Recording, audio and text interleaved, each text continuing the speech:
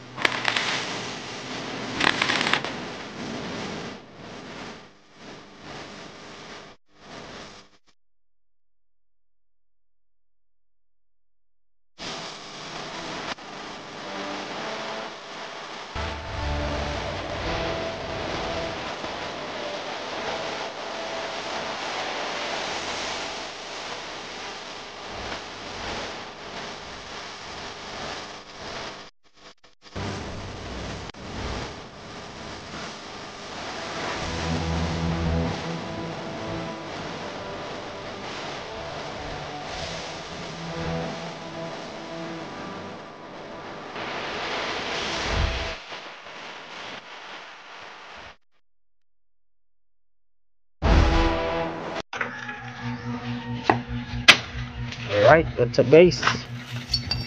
Ito na yung ating DIY bracket.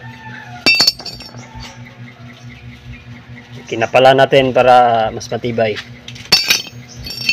Yan. Tapos dito na yun siya i-welding sa kanyang chassis.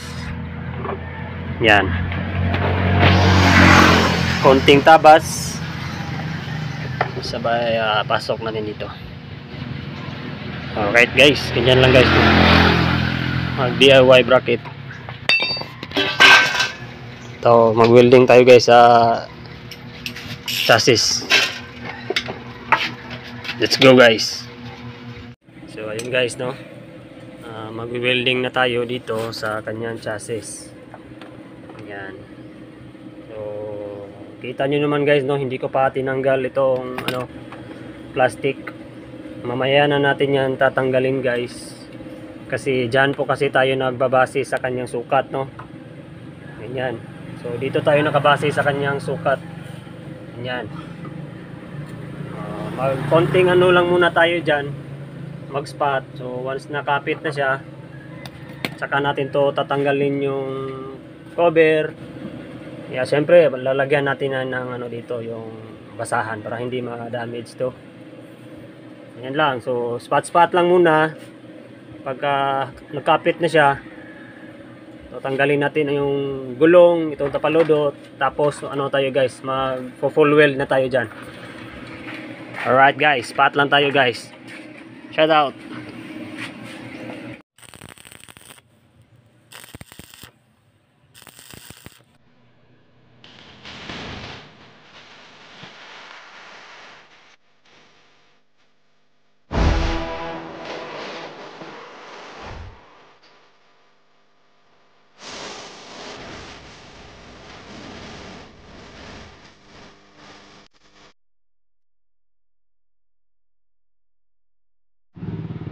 Alright guys, what's up?